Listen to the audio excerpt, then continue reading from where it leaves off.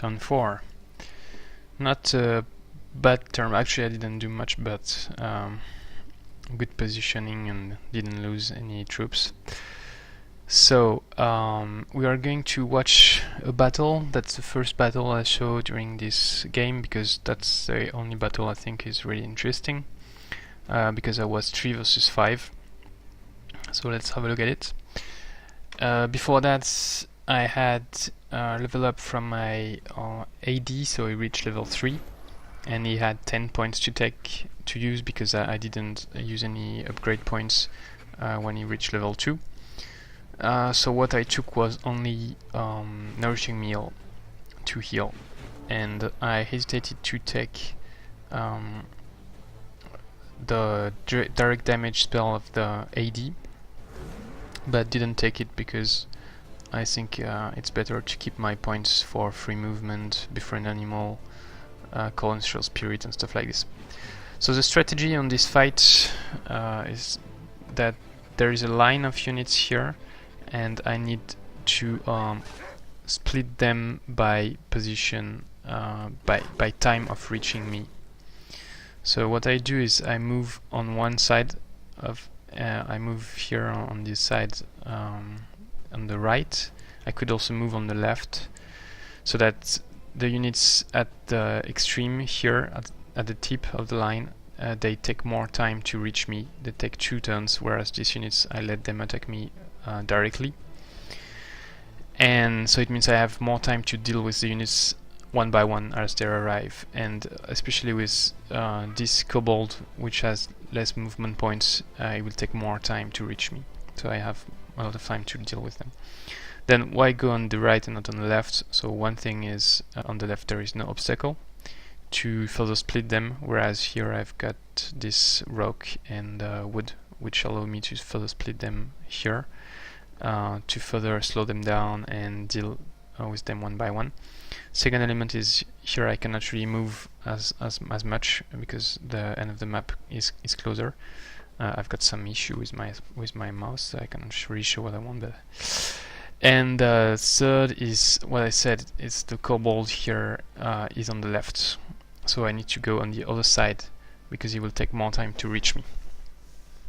Then I need to, because it's a difficult fight, so when you have a difficult fight you need to use tactical combat spells. And so here I've got a choice between different combat spells. One is Static Sphere from my Sorcerer Leader, and another is Harmonizing Energy to heal. But what I choose to use was Savage Rage, because I think because I wanted to keep the CP to cast a Wisp, so that was the main reason. Otherwise I would have used Static Sphere because it's stronger. But Savage Rage is actually quite good. I don't use all of its potential here because it gives first strike, and I already have first strike on the Warg. But it gives +5 strength, and that's what I'm using here, and that's quite massive actually. From 8 you reach 13 damage in average with melee strike.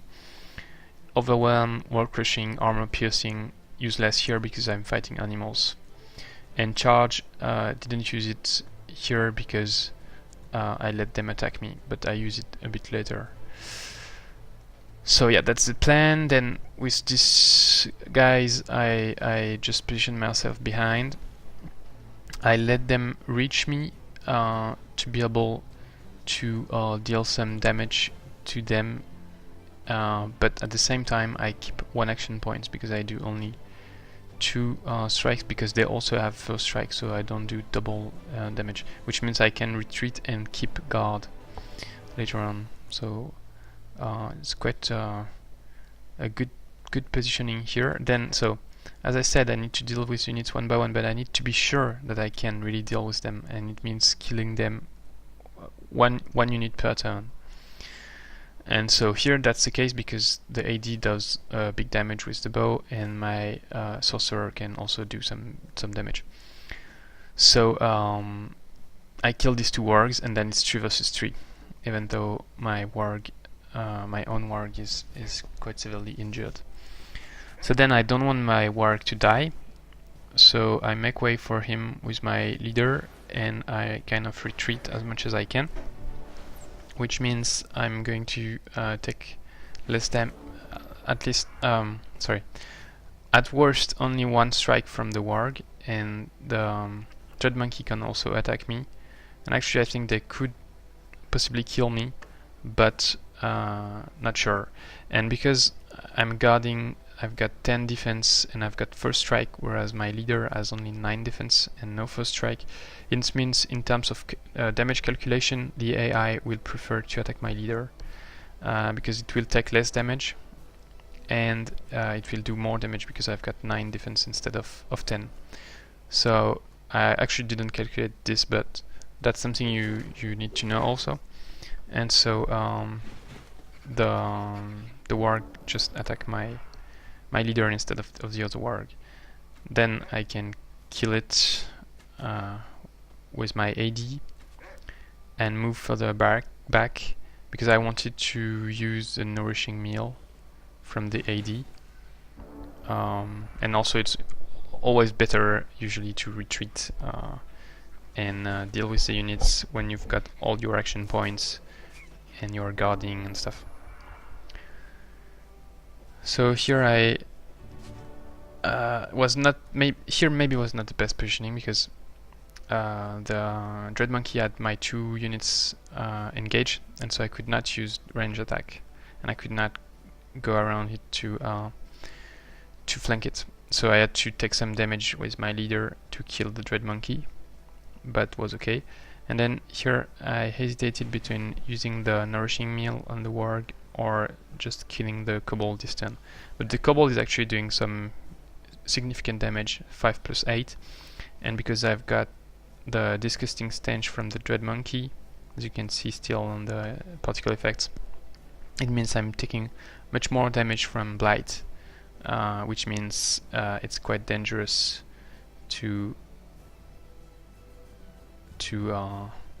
yeah, actually it's only -1 resistance. I'm always thinking because it does Blight weakness, but -1 resistance means +1 damage from Blight also. So so yeah, the trade-off between guarding and letting the Kobold attack to heal or kill him immediately is in favor of killing him immediately, because I would take more damage if I don't kill him this turn. So that's what I did in the end. And then charge with the Warg and use the Savage Rage, and the charge from the Savage Rage, and he's dead. So that was a great versus 5. I hope it will be useful for you.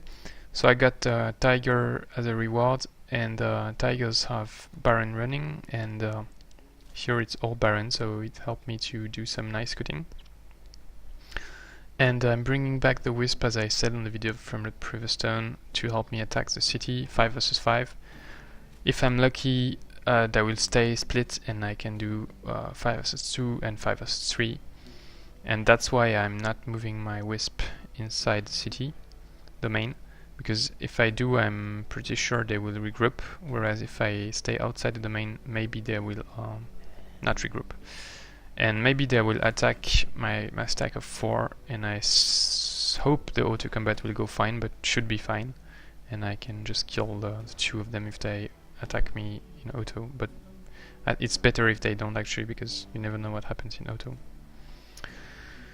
So there, in terms of movement, I spotted a Brigand Hideout when I moved here with my Dragon Raptor, and so I sent back the Dread Monkey, because initially the plan was to attack the gold mine, and so I could move a little bit, but now I want to attack the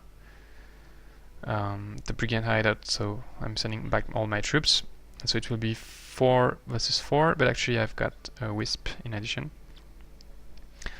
And so here you see I've got a gold stash I didn't take, and I always do this in early game. I just go straight for the fights and don't take the mana and gold and stuff around me, because you are always going to build some units at your throne or summon some units, and then you can take this and without wasting your time in early game. So yeah. next turn I do this fight in the city. Then I've got Produce Apprentice researched, and so now I've got the choice between Phantasm Warrior, Sorcery 1, Basic Seafaring, Magical Structures, which is pretty good, but and Magic Fist also, but I'm going to go for Guerilla Tactics. It can seem like an odd choice, but I think it's going to pay out quite fast, especially with Wisps. You can use them to bait some units and phase and bait them further, and then just retreat, and you keep all your action points and you keep your experience. So Guerilla Tactics I think is really, really good, and I believe many players underestimate it, and I want to show in this tournament game how strong it is. So 6 turns to take it, but I'm probably going to take this research stash, so scroll of knowledge, so I'm probably going to do it faster. My leader leveled up. As I said previous turn, I'm probably going to take Charge Army. Standing Touch is quite nice too, but for the immediate fight it's not going to help. So Charged Army and Dragon Slayer party. Oh shit, I should have taken Dragon Slayer party, but to kill my own brothers, but no. Vision range upgrade is nice, but I also have AD with vision range upgrade, so not useful immediately. So I'm going to keep the points and see what I take later on. And oh, actually I used only 5 to cast the Wisp, so I could have used the mana, the TP to cast Stunning Touch. So let's go for one more Wisp. And at my city I'm finishing the Builder's Hall, and then maybe going to rush the Settler, and then probably going to make some apprentices, because if I can get them early, then I can use their healing for the Wisp. That's one thing, and another thing is I can get them to elite, and then they've got floating, and if you want them to be elite you need to get them early, and also getting them early means they are able to participate in the fight. So thanks for watching, and see you next time.